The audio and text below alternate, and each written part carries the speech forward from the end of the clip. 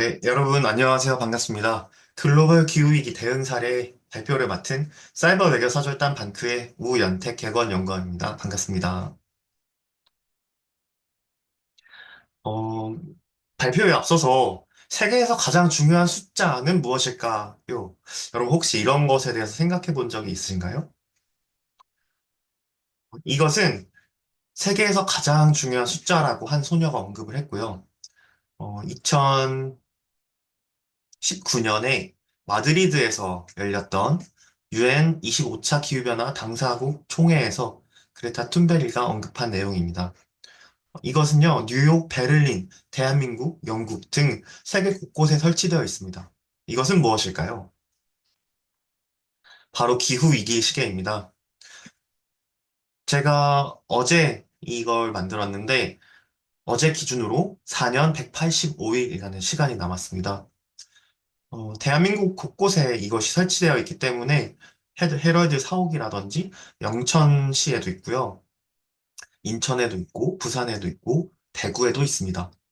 여러분들 한번 돌아다니시면서 기후위기 시계에 얼마나 시간이 남았는지 곳곳에 계시니까 한번 확인을 해주셔도 좋을 것 같아요.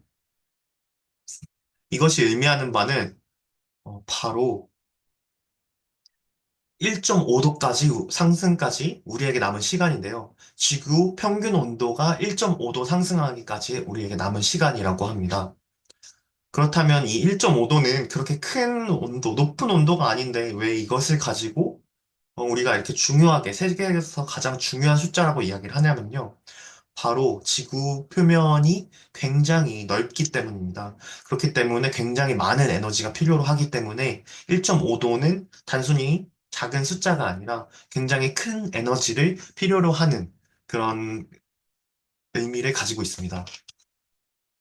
여러분들께서는 우리 글로벌 기후 대사님들께서는 지구 평균 온도 1.5도 상승까지 우리가 상승에 막기 위해서 노력하는 사람들이죠. 어떤 사람들은 이 1.5도 상승을 별로 신경 쓰지 않고 도우려고 하는 사람들도 있는 것 같습니다. 또 어떤 사람들은 그저 상관없어. 나랑은 큰 관련이 없는 것 같아 해서 1.5도 그저 두기 위해서 그냥 행동하는 사람들도 있는 것 같습니다. 하지만 지금 이 시간부터 여러분들께서는 1.5도 상승을 막기 위해서 우리에게 남은 시간이 약 4년 185일이라는 시간이 남았다고 생각하시고 이 활동을 진행해 주시면 될 것 같습니다. 충격적인 자료가 하나 발표되었었는데요. 자료는 코페르니쿠스 기후변화 연구소에서 발표가 되었고, 지난 2024년 세계 월 평균 기온 추이가 산업화 이전 1850년에서 900년 대비 약 1.6도씨, 파리협정에서 논의되었던 마지노선인 1.5도씨를 넘는 첫 돌파는 그런 경우가 있었습니다. 그래서 어떤 학자들은 단 한 번의 평균 온도 돌파를 가지고 전 기후 변화가 이루어졌다라고 이야기하기에는 아직 무리가 있다라고 말씀하시는 분들도 계시지만 어쨌든 간에 굉장히 높은 온도 변화를 현재 우리가 겪고 있고 이것은 굉장히 우리가 유의해야 하는 상황인 것을 이야기할 수 있겠습니다. 우리 방크 영상에서 나오는 사례인데요. 탄소 감축 목표치를 높이지 않으면 지구 평균 온도가 2100년까지 1.4도씨에서 최대 4.4도씨까지 상승할 수 있다라고 2023년 유엔 산하 국제기구인 기후변화에 관한 정부 간 협의체 종합보고서에서 이렇게 이야기를 하고 있습니다. 1도씨가 올라가면 북극곰이 멸종 위기에 처한다라고 했지만 현재는 1도씨 이상 올라갔고요. 2도씨가 상승하면 지구촌 곳곳이 물에 잠기고 수많은 사람들이 사망하게 될 것이다 라고 이야기하지만 여러분들께서도 아시다시피 지구촌 곳곳은 물에 잠기고 있고 또 수많은 사람들이 사망하고 있습니다. 3도씨가 되면 전 세계의 생산 자본 소비 50% 이상 급락하고 끊임없이 이어지는 전쟁과 같은 피해를 이야기하고 있는데요. 이것도 마찬가지로 최근 우리 LA에 큰 산불이 일어나서 굉장히 큰 피해를 입고 있다는 거 여러분들도 알고 계실 겁니다. 또 4도씨가 상승하면 대량 멸종 위기, 그리고 폭염이 30배 증가하고 모든 생물종이 6분의 1 멸종 위험에 처한다고 이야기하고 있습니다. 만약 여러분이 유엔 연설장에 파견된 기후 대사라면 무엇을 먼저 이야기하고 싶으신가요? 저는 여러분들을 돕기 위해서 이 자리에 있으니 여러분들께 도움이 될 만한 몇 가지 이야기를 하고자 합니다. 먼저 기후변화 시나리오라는 것을 혹시 들어본 적이 있으신가요? 오른쪽에 그래프를 보시면 어, 왼쪽에 이렇게 녹색으로 된 부분이 있고요. 단위는 일, 며칠인지, 그리고 낮을수록 진한 녹색으로 되어 있고, 폭염 일수가 많을수록 진한 빨강색으로 되어 있습니다. 똑같은 2100년인데 이 두 가지의 차이는 무엇일까요? 바로 시나리오의 차이인데요. 현재는 SSP라고 하는 시나리오를 기반으로 최고의 시나리오, 그리고 최악의 시나리오, 최상의 시나리오, 최악의 시나리오, 이렇게 봤을 때 2100년을 기준으로 전국 폭염 일수가 최상의 시나리오의 경우에 19.4일 정도로 굉장히 양호한 편이라고 할 수 있겠고요. 최악의 시나리오를 기준으로는 95.7일, 이렇게 굉장히 많이 차이가 나는 것을 볼 수 있습니다. 2015년부터 2024년 관련해서 폭염일수의 평균을 기상청에 들어가서 확인을 해봤는데요. 가장 심했던 날은 약 31일, 31일이었던 2018년이었고요. 그리고 가장 적었던 날은 2020년 7.7일, 이렇게 두 가지 사례를 볼 수 있습니다. 극명한 차이를 볼 수 있는데요. 우리가 이것을 폭염을 줄이기 위해서는 어떤 것들을 해야 하는지를 이야기할 수 있을 것 같고, 또 여러분들께서는 이 시나리오를 기반으로 미래를 예측하면서, 우리가 이렇게 심각한 상황에 놓이게 될 수 있으니, 우리의 생활 패턴이든, 어떤 기술을 개발하든, 정책을 도입하든, 우리의 목소리를 내는 것에 이런 것들을 활용할 수 있을 것이라고 생각되어서 위 자료를 가지고 왔습니다. 여러분들의 첫 미션은 바로 무관심을 관심으로라는 미션인데요. 관심의 시작은 아는 것부터라고 생각을 하게 되어서 여러분들께 몇 가지 기후변화에 대한 이야기를 하고자 합니다. 유엔 환경 계획에 따르면 2022년 글로벌 온실가스 배출량은 약 57억 4억 톤 이산화탄소 당량만큼이라고 하는데요.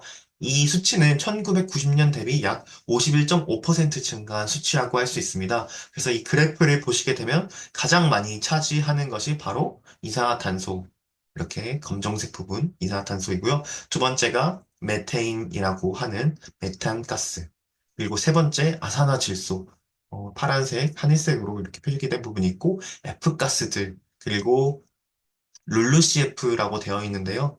토지 이용과 관련된 수치라고 생각하시면 될 것 같습니다. 그래서 이렇게 굉장히 많은 양의 이산화탄소, 그리고 온실기체를 대기 중으로 우리가 방출하고 있다는 사실을 알 수 있고요. 그렇다면 우리나라는 어떨까요? 국가 온실가스 인벤토리 보고서에 따르면 2021년 대한민국 온실가스 배출량은 6억 7,600만 톤 이산화탄소 당량으로 특히 에너지 부문이 차지하는 비율은 86.9%로 약 5억 8,700만 톤 이산화탄소 당량이라고 확인을 하실 수 있습니다. 왼쪽과 오른쪽의 그래프의 차이점은요, 왼쪽의 경우에 분야별 온실가스 배출량과 흡수량, 이렇게 두 가지를 보실 수 있고, 여기 0을 기준으로 배출량과 0을 기준으로 아래쪽은 흡수량, 이렇게 두 가지를 확인하실 수가 있고요. 온실가스 별 배출량의 경우에는 교토의정서를 통해서 전 세계에서는 온실 기체를 약 6종으로 제한을 해놨습니다. 이산화탄소, 메테인, 아산화질소, 수소불화탄소, 과불화탄소, 그리고 육부랑 황 이렇게 6가지를 교토의정서에서 선정한 6가지 온실 기체로 선정을 했고 이것과 관련된 배출량을 의미합니다.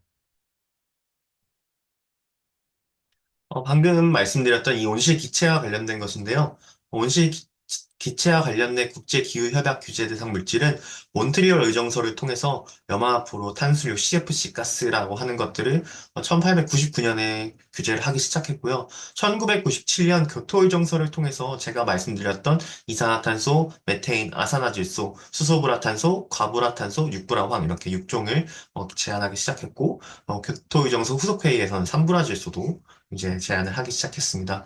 그런데 이것의 차이가 무엇이냐라고 생각을 했을 때, GWP라는 개념을 생각을 해야 되는데요. GWP는 글로벌 워밍 포텐셜이라고 하는 영어의 약자로 이산화탄소 1kg과 비교해서 해당 가스의 상대적 온난화 효과가 얼마나 큰지를 이야기하는 건데요. 이산화탄소를 기준으로 1이면 메테인은 약 28배 높다. 온실 효과가 28배 높다. 아산화질소는 265배 높다. 그리고 육부라왕은 23,500배 정도 높다고 생각을 하시면 될 것 같습니다. 그리고 체류 시간도 굉장히 중요합니다. 왜냐하면 여러분, 우리가 만약에 전 세계의 모든 이산화탄소부터 육부라운까지 지금부터 하나도 배출하지 않는다고 했을 때 언제 기후변화가 멈출까요? 체류 시간을 놓고 보면은 약 굉장히 오랜 시간 동안 대기 중에 머무르기 때문에 100년이 지나도 멈추지 않을 수도 있습니다. 그렇기 때문에 이런 체류 시간에 대해서 이해를 하고 우리는 의사 결정을 하는 것이 굉장히 중요하다고 이야기할 수 있습니다. 그렇다면 여러분, 기후 위기란 무엇일까요? 기후 변화라는 이야기와 기후 위기 이렇게 두 가지가 논의되고 있는데요. 사례를 먼저 보시면 왼쪽에 뉴욕타임스에서 발표한 자료에 따르면 기후변화는 이미 지중해에 다가와 있다라는 내용이 나와 있습니다. 2024년 10월 프랑스 남부는 48시간 동안 70cm가 넘는 폭우가 쏟아졌다고 하고 2024년 10월 스페인은 홍수로 약 223명이 사망하는 사건이 있었습니다.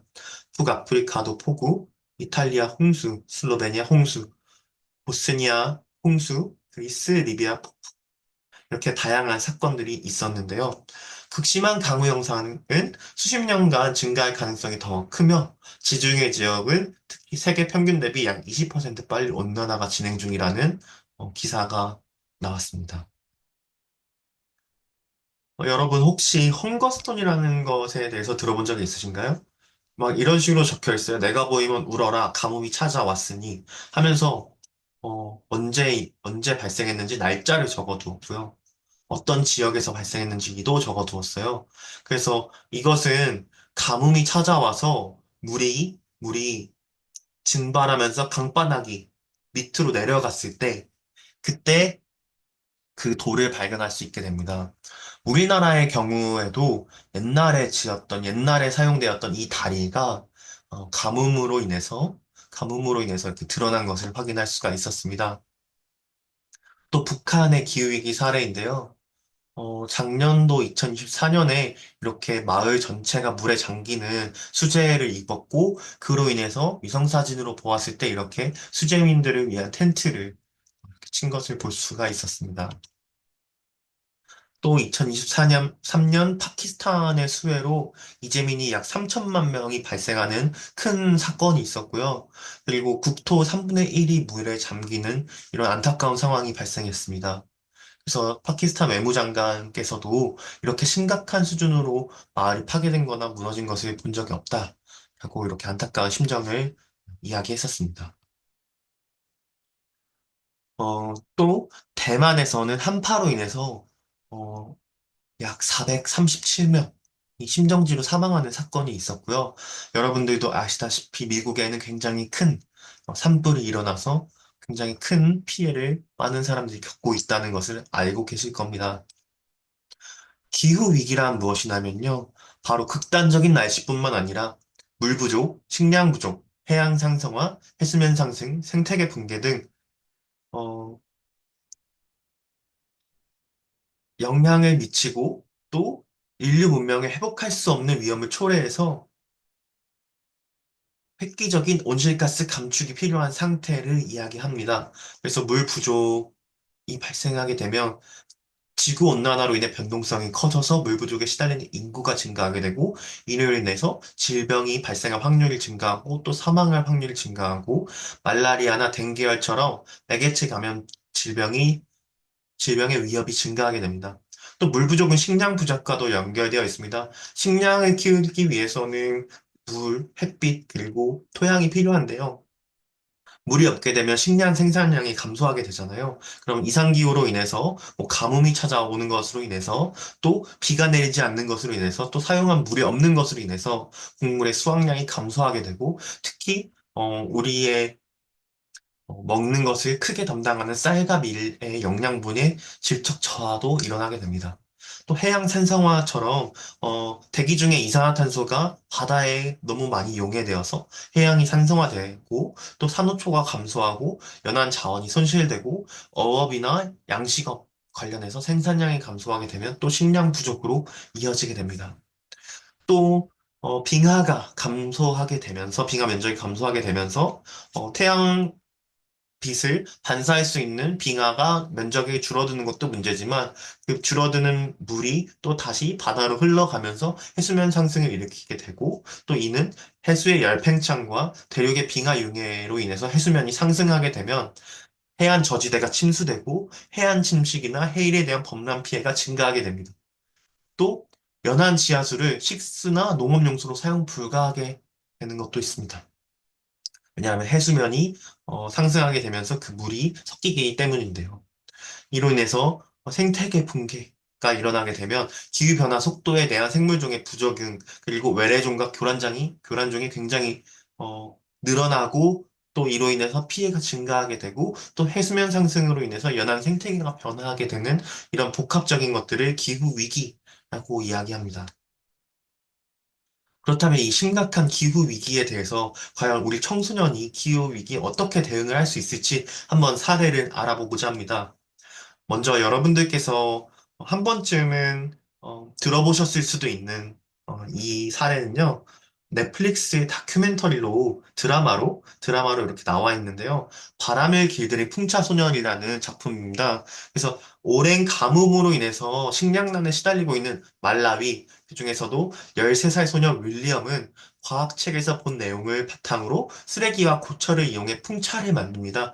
여기 사진 뒤쪽에 보시면 풍차가 이렇게 있고 아버지와 윌리엄이 이렇게 껴안는 사진이 있습니다. 그래서 이 이야기는 단순히 픽션이 아니라요. 정말 실제 사례를 바탕으로 제작된 것이고, 이 바람을 길들인 풍차소년 윌리엄의 이야기는 특히 에너지 안보와 크게 관련이 있고, 또 식량 안보, 또 물 안보와도 관련이 있기 때문에, 우리 기후 대사님들께서는 한번 이 작품을 감상하시는 것도 추천을 드리고자 이것을 갖고 왔고요.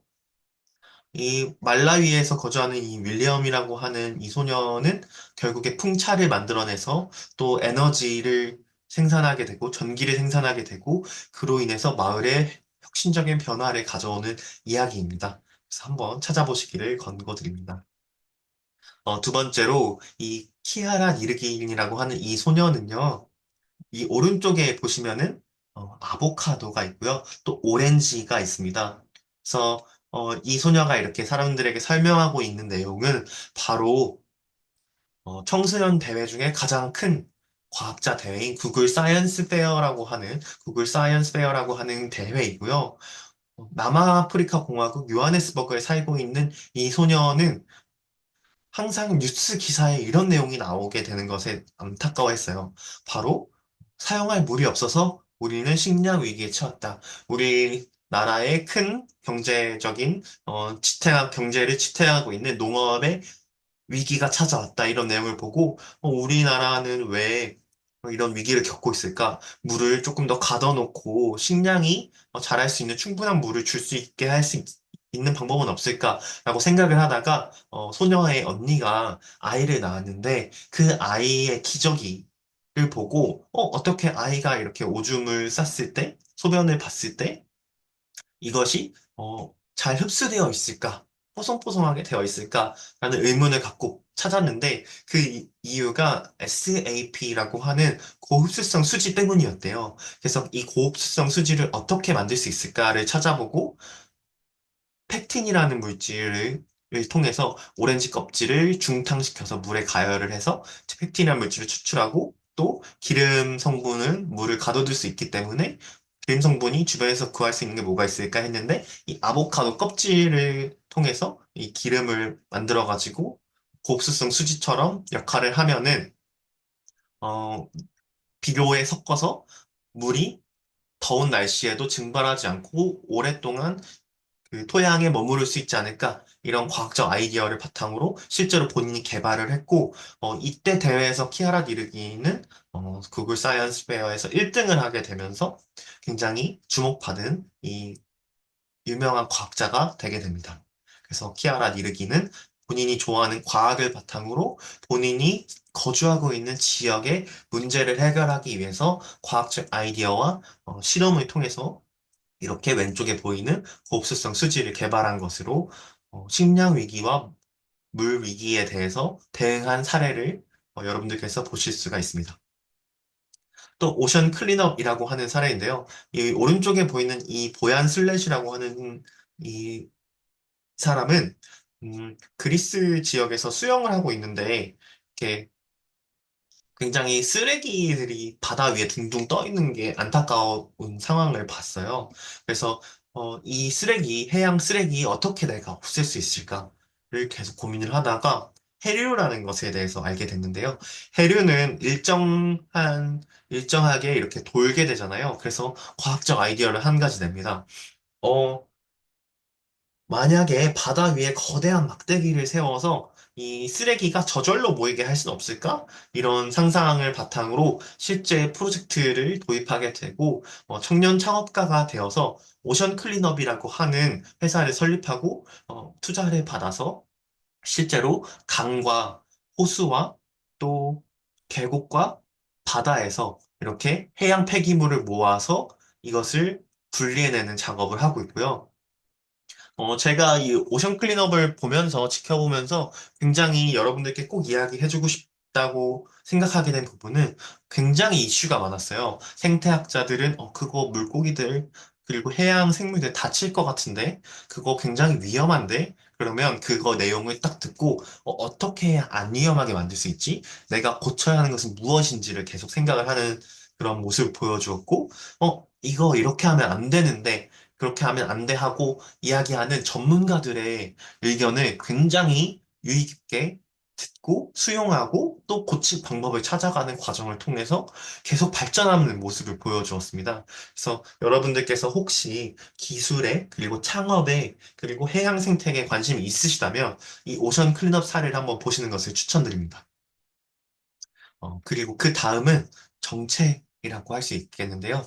마찬가지로 이 위즌자매는 바이바이 플라스틱 백이라고 하는 BBPB라고 하는 스타트업, 그리고 청소년 단체를 설립해왔고요. 굉장히 액티브한 단체예요. 그래서 다 5만 명 이상의 청소년들이 활동하고 있는 단체고, 발리에 거주하는 이 소녀들은 발리에서 비닐봉지가 사용되는 것을 막기 위해서 캠페인을 시작합니다. 그래서 SNS를 통해서 캠페인을 진행하고 또 다른 나라 사람들에게 어떻게 하면 우리가 잘 알릴 수 있지라는 생각을 했는데 발리 공항이 굉장히 유명한 발리가 굉장히 유명한 관광지잖아요. 그래가지고 거기 공항에 가서 캠페인을 시작하게 됩니다. 그래서 우여곡절이 있었는데요. 공항에서도 여기서 이렇게 캠페인하면 안 됩니다라고 했지만 설득을 통해서 본인들이 이 캠페인을 하는 취지가 무엇인지 서명을 받고자 하는 이유가 무엇인지를 정확하게 전달을 하고요.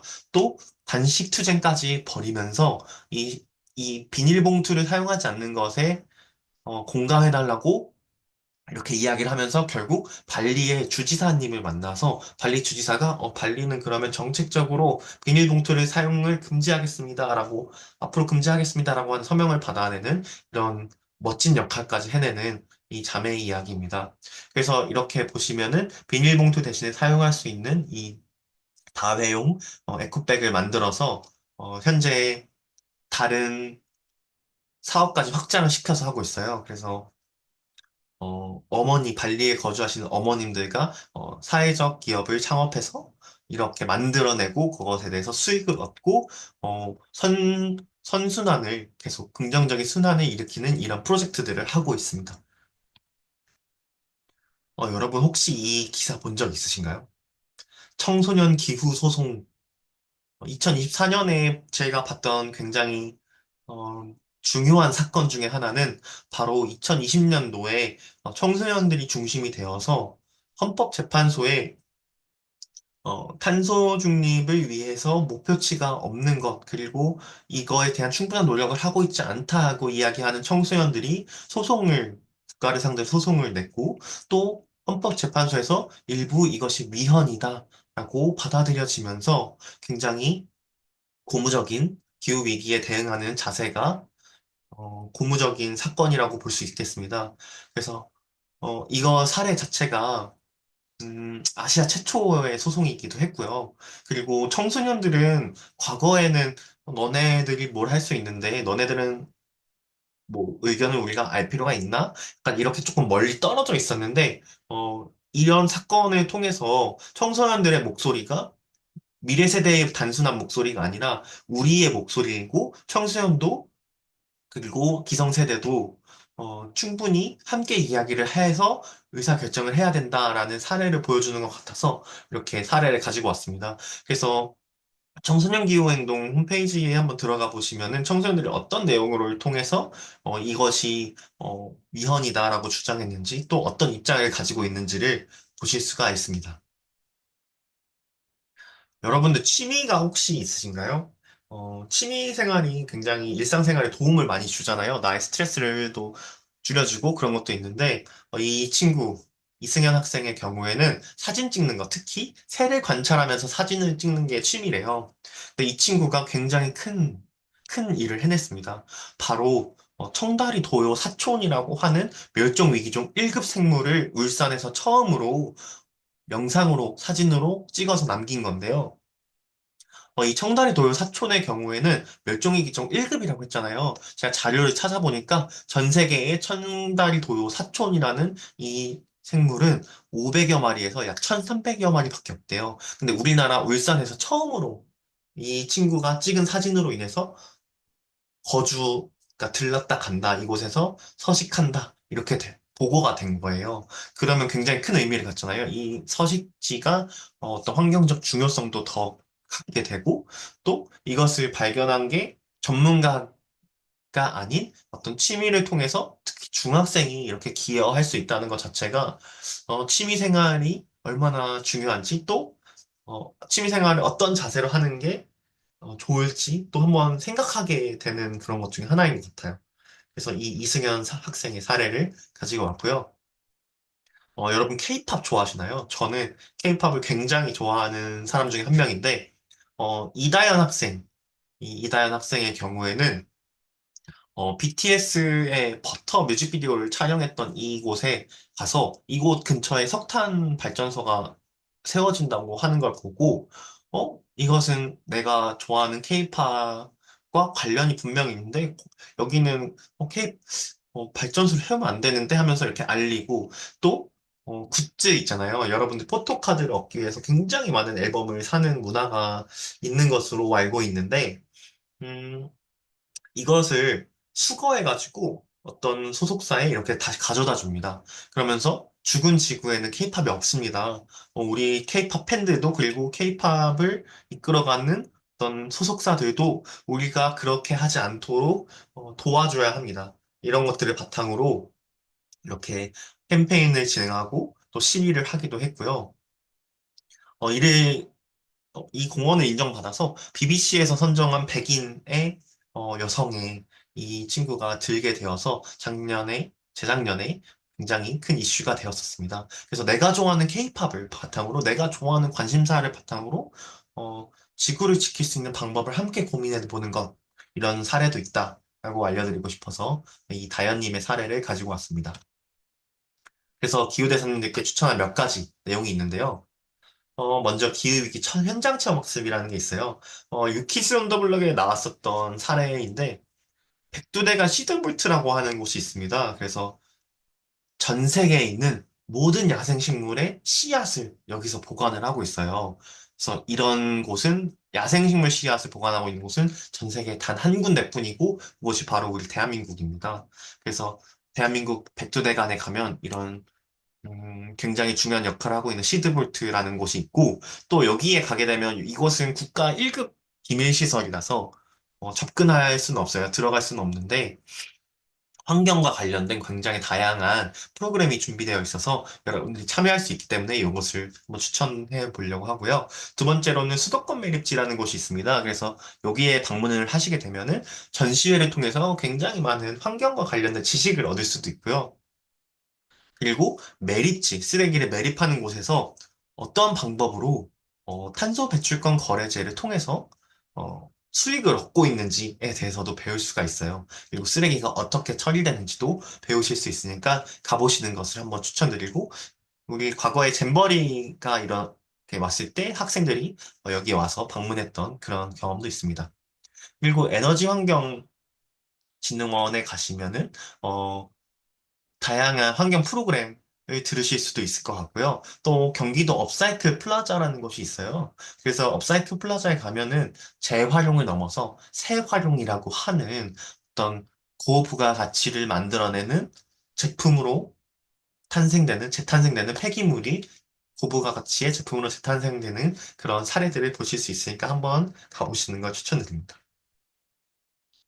또 두 번째, 우리나라에 굉장히 많은 전시회가 있어요. 그래서 여러분들께 세 가지 전시회를 추천드리고자 하는데, 첫 번째 국제환경산업기술 그린 에너지전이라고 하는데, 이거는 작년 기준 6월에 있었고요. 두 번째 코리아 스마트 그리드 엑스포라고 하는데, 이것도 마찬가지로 ESS라고 하는 에너지 저장 기술과 관련해서 4월에 작년에 있었으니까 한번 올해는 언제 열리는지 또 유심히 살펴봐 보시고 또 시간 되시는 분들은 한번 가서 구경해 보시는 거 추천드리고 마지막으로 ESG 친환경 대전이라고 하는데 요거는 작년 10월에 열렸었거든요. 그래서 환경, 사회, 거버넌스 이렇게 세 가지를 합쳐서 ESG라고 부르는데 지속 가능한 발전을 위해서 어떤 환경, 산업, 거버넌스가 있는지를 살펴보시기 위해서 한번 방문해 보시는 것을 추천드립니다.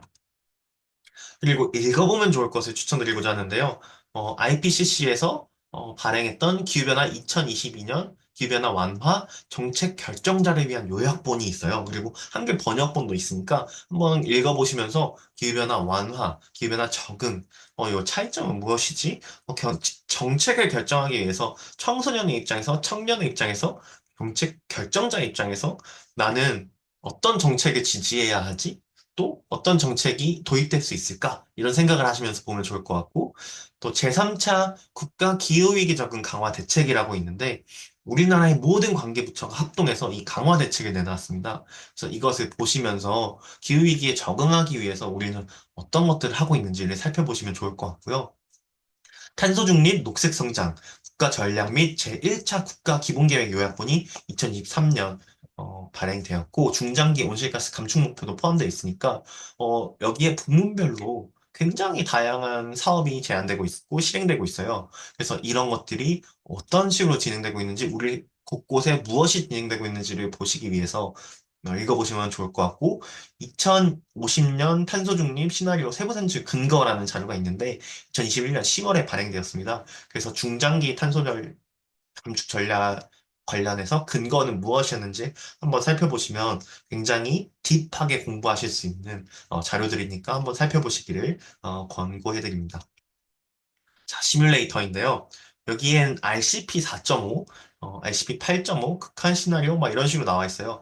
현재는 SSP라고 하는 공통사회 경로 시나리오를 사용하고 있는데요. 그 이전에는 대표 경로 농도 시나리오를 가지고 했어요. 그래서 이건 과거 시나리오이지만 한번 참고를 하시면서 보시면 될 것 같고, 해수면 상승이 얼마나 일어날지, 특히 어떤 시나리오에서 몇 년도에 일어날지, 그런 것들을 확인할 수 있으니까 여러분들의 문제 심각성을 나타낼 때 이런 자료들을 활용하시는 것을 추천드리고요. 제가 처음에 이야기했던 기후변화 시나리오인데요. 여기서 버튼만 누르면 시나리오를 변경할 수 있고, 지역도 선택할 수 있고, 2100년까지 날짜도 선택할 수 있고, 또 기온 관련인지 강수 관련인지 이렇게 선택을 해서 여러분들이 직접 시뮬레이션 돌려보실 수 있으니까요. 여러분들이 자료를 구성해야 되시잖아요. 디지털 콘텐츠를 만들 때 이런 과학적 근거가 있는 자료를 바탕으로 만들게 되면 여러분들의 자료에 힘을 더해줄 수 있으니까 이 내용을 추천드립니다. 또 기술에 대해서 볼 수 있는데 우리나라의 경우에는 CTS라고 하는 곳에서 공공기관 보유기술, 기업 보유기술 해서 이렇게 다양한 기후 기술에 대한 정보를 가지고 있어요. 그래서 한번 들어가서 보셔야 하는데 회원가입이 필요합니다. 그래서 회원가입하셔서 감축 관련된 기술 뭐 있지? 적응 관련된 기술은 뭐가 있지? 이 두 가지가 융합적인 기술은 뭐가 있지를 한번 보실 수가 있습니다. 그 다음으로는 헐런 IQ라고 글로벌 설문조사 기관에서 발행하는 만든 글로벌 클라이매틱 랜드스케이프라고 하는 건데요. 여기 원소 주기율표처럼 생겼지만 자세히 읽어보면 SO는 솔라고 WI는 윈드라고 써 있고 HY는 하이드로라고 적혀 있어요. 이게 바로 에너지, 환경, 인프라와 관련된 기후 기술을 모아놓은 건데요. 어떤 것들이 구성되어 있는지, 왜 이렇게 묶여 있는지 한번 보시면 좋을 것 같고, 버튼 눌러서 클릭하시면 이런 기술을 실제로 하고 있는 기업의 사례들이 나와 있으니까 한번 보면은 어떤 기업들이 있을까, 어떤 선진 기술들이 현재 주목받고 있는가, 이런 것들도 보실 수가 있습니다. 우리나라의 경우에는 그 이동 관련된 공유 경제 해서 소카가 여기에 들어가 있더라고요. 그래서 여러분들 한번 살펴보시면서 어, 우리나라뿐만 아니라 다른 나라의 기업들은 어떤 것들을 하고 있는지 한번 참고해 보시면 좋을 것 같습니다. 환경 전문 매거진 그리니엄이라는 거 추천드리는데 제가 여기서 기사를 좀 많이 읽는 편인데요. 여기는 보시면은 카테고리가 그린비즈, 기후테크, 순환경제, 카본, 스타트업, 기후환경 뭐 이런 식으로 나눠져 있어요.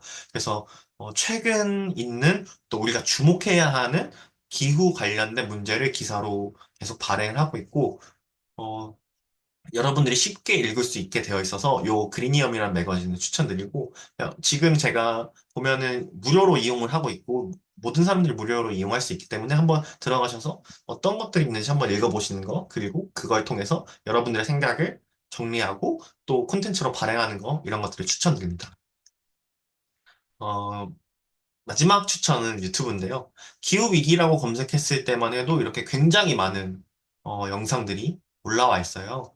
그래서 기후 난민 대신 기후시민이 되어주세요. 이런 세바시 영상도 있고, 또 기상학자, 주천호 과학자 박사님이신 것 같은데, 이렇게 선은 이미 넘었다. 지구가 인간 공격 중 해서 과학자가 예측하는 미래, 이런 것들에 대해서 한번 읽어보시고, 물론 자극적인 썸네일로 구성되어 있을 수 있지만, 한번 들어가셔서 어떤 내용이 우리가 꼭 알아야 되는 건지, 그리고 또 다른 사람들이, 나뿐만 아니라 다른 사람에게도 꼭 알려야 하는 것인지 한번 읽어보시면 좋을 것 같습니다. 대한민국과 지구촌을 위한 첫걸음, 글로벌 기후대사님의 위대한 시작을 응원하면서 제 발표는 이것으로 마치겠습니다. 여러분들께서 많은 사전 미션, 그리고 또 본 미션이 남아있지만, 모든 여러분들의 어떤 행동, 그리고 활동 안에서, 어, 포기하지 않고 끝까지 완수할 수 있도록 저도 열심히 응원하겠습니다. 감사합니다.